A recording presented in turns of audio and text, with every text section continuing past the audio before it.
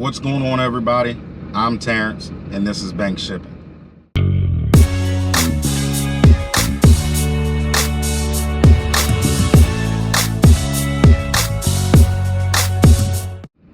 Good morning, good morning, good morning. Hope everybody's having a good morning so far. Like always, if you ain't up, go ahead and get up, start that grind. We are at our drop-off down here in Chesapeake from the load we picked up last video. Got a beautiful morning down here. It's in sunshine, blue skies. So we are going to go in here, check in, get our paperwork and everything, and go ahead and get unstrapped and get unloaded, and then see what we can get into for the rest of the day. So I'll be back with y'all.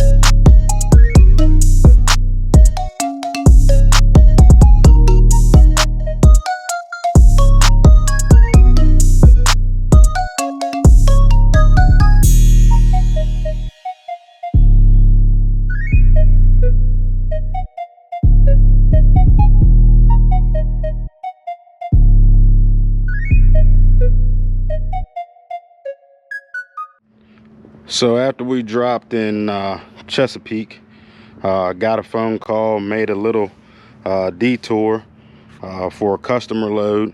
This customer actually called me yesterday and asked me if I could run this load, but I was already loaded with that Chesapeake load, so I told her I wouldn't be able to do it because they wanted it picked up and delivered same day, and I just couldn't make that work.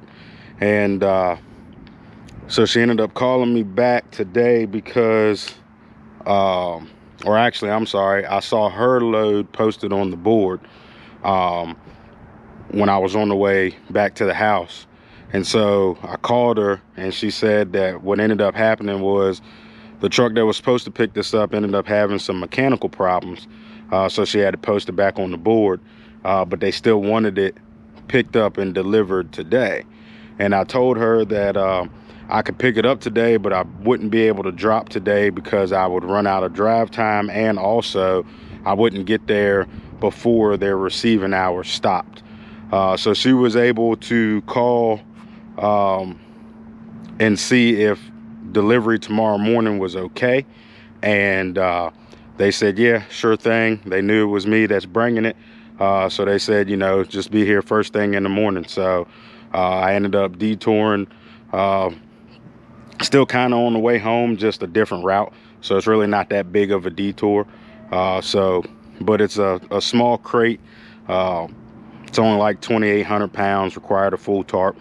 So there you have it. We're going to go ahead and get out of here.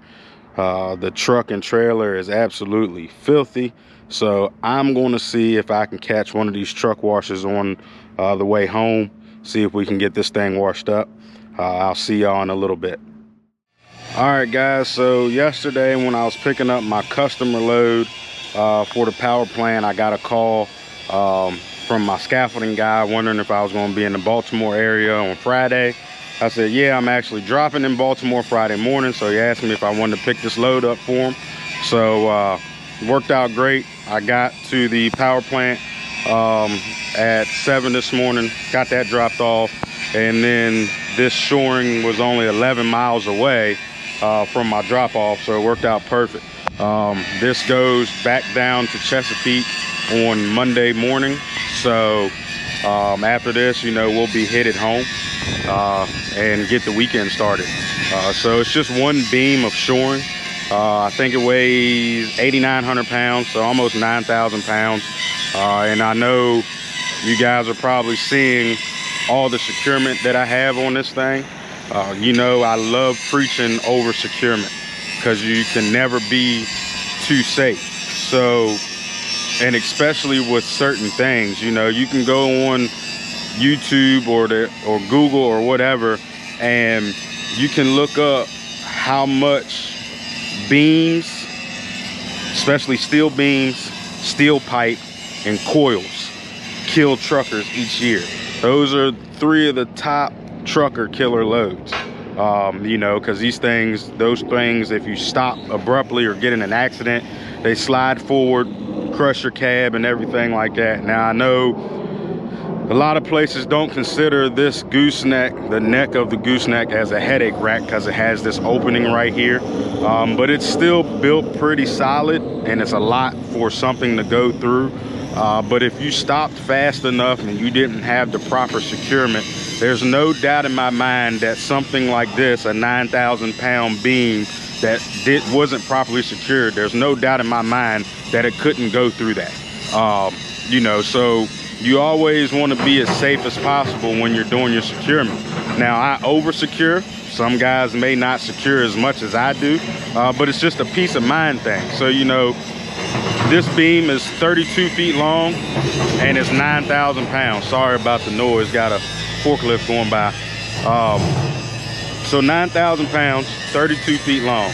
And I have a chain in the rear, a chain up front, and 3 straps. So the chain up front is actually pulling back. So that's an extra step right there to keep that thing from sliding forward, okay? And then of course the chain in the rear is just providing opposing forces to this chain. And then 3 straps. So all in all, with a 9,000 pound beam, these are grade 73/8 chains, so they're rated at what, 6,600 pounds? And then with my straps, each 2-inch strap is rated at 3,300 pounds for the working load limit. So with 2 chains and 3 straps, that's about 23,000 pounds of load securement on a 9,000 pound load.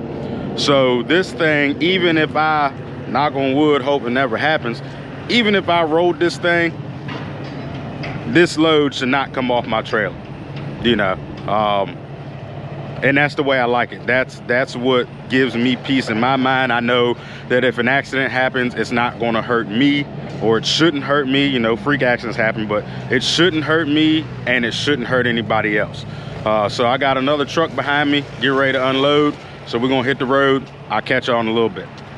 Oh yeah, and by the way, I was able to get my truck washed. Ain't she pretty? She sure might be old, but she sure is sexy when she's clean. I will say that. See y'all. Well, here we are, back at the yard, end of the day.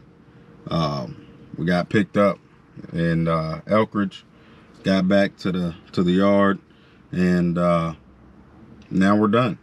Friday, it's nice and early, and get some things done and get ready to start the weekend. So It was a pretty good week overall. You know, with the exception of, you know, having to go to my uncle's funeral on Tuesday. But the rest of the week, you know, we made a good run, you know, hustled, grind. You know, that's what it's all about in this business is hustling and grinding. So I had a couple people ask me about, well, first, before I start that, thanks to everybody down in the comments who, you know, gave their condolences. I really appreciate it. It meant a lot, you know, for you guys to be there for me. So thanks again with that.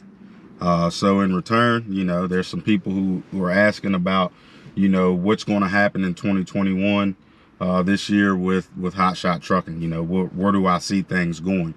And to answer that question, you know, I'm no expert at all by any means. But, you know, last year, the market was down because of COVID.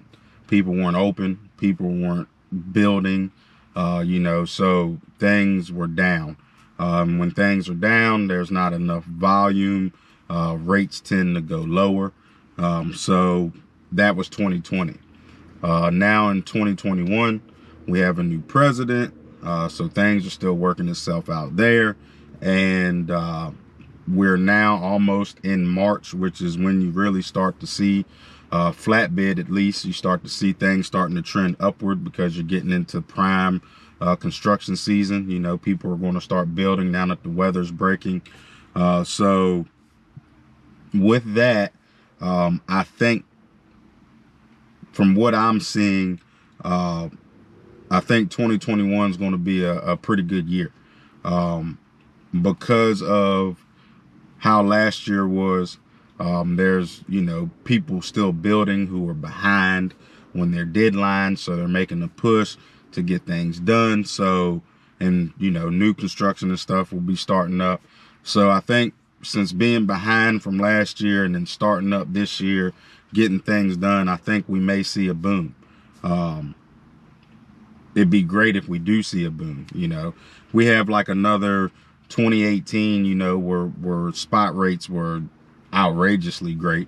You know, that would be the best scenario right there if we had another 2018. Because I don't know how many of my viewers, you know, how many of you guys were running in 2018 or know about the market in 2018. But there was so much volume for flatbed. I mean, that was probably some of the highest numbers rate-wise that flatbed has ever seen. You know, there was a lot of times where I don't think in 2018 I ran for less than 350 a mile. It was like 350 and better. And I mean, for small stuff too. It was just that much freight volume that those were the going rates to get things moved. So I think we might be, it might not be as good as 2018. It might be. But I think we're going to start trending upwards to where we're going to be seeing a lot of volume of freight to catch up from last year and to keep up with this year. So, I mean, my opinion, you know, I think it'd be safe to say that this year might not be a bad year to get into the business if you're thinking about pulling the trigger. I think this year may show that you can make some good money in your first year if you're starting out this year. But one thing you have to remember is the trucking market is always going up and down, up, down, up, down. So, you know, you can't come in if this is your first year and it does boom and you're making good money. You can't judge your whole company off of what you made this year, because the following year we could have another COVID and then everything go back down. So just be careful of that if you're thinking about starting in 2021. You know, if we have a good year and we're coming, you know, we do boom and the market trends up, it's not always like that. You know, you got your slow seasons, and last year was a slow year. So just be mindful of that if you do start. But all in all, you know, I think it's going to be a pretty good year for flatbed in general, whether that's in a semi or whether that's in a hot shot. Over the years, you know, more and more people are starting to use hot shots. Now it's kind of just catching up to, you know, yes, I am a hot shot, but that doesn't mean I run for less rates because I'm smaller. You know, that's starting to, you know, some of these brokers are starting to understand that. Some of these customers are starting to understand. They're starting to understand that we pay the same insurance prices. We pay the same fuel costs. Maybe not the exact same insurance prices, but, you know, there's guys out there that are paying more for a hot shot than what people are paying for semis. So it's a toss up with insurance, but insurance is still high. But we pay the same fuel prices. You know, our equipment, you know, is relatively the same. You know, a new truck and a new trailer can cost you the same as what a used semi and a used semi trailer is. So starting to trend upwards with that, you know, whereas people are understanding, you know, yes, they are a hot shot, but they still have some of the same expenses, so we can't necessarily run it cheaper on a hot shot than we can on a semi. Partials are a little bit different with that, but I'm not going to get into that. So, but overall, I think 2021 is going to be a good year. So long, you know, short and sweet, great year. Might be the best year in the last 2 years to start a hot shot business if you are planning on doing so. But with that being said, if you do start, go back and look at some of my previous videos on things I talk about before starting a business. That way, if you do start because you say, oh, Terrence said this is a great year to start, but then you don't follow any of the other advice from other people, and then you end up downfalling, I don't want to take the blame for that. I don't want to be the one to blame for that. So even though this is a good year to start, you still have to be smart, you know, so don't go bankrupt trying to start a business this year just because I said it's a good year to start. If you don't have the revenue to start the business, push it off. You know, don't bank on this year being a good year, because anything could happen. You know, I thought last year, you know, 2019 wasn't the greatest. You know, the rates kind of dropped down a little bit. And I told myself 2020 is going to be a great year. And it started looking off great till about March. COVID hit and it went down. So anything could happen. But if we don't have any hiccups along the line, I think this year could be a great year for the trucking industry and for the market and flatbed. So, but with that being said, I'm going to go ahead and get out of here, get the start to my weekend. Hope everybody has a good weekend. Everybody have fun, stay safe. And as always, stay prayed up, grind hard, and stay humble.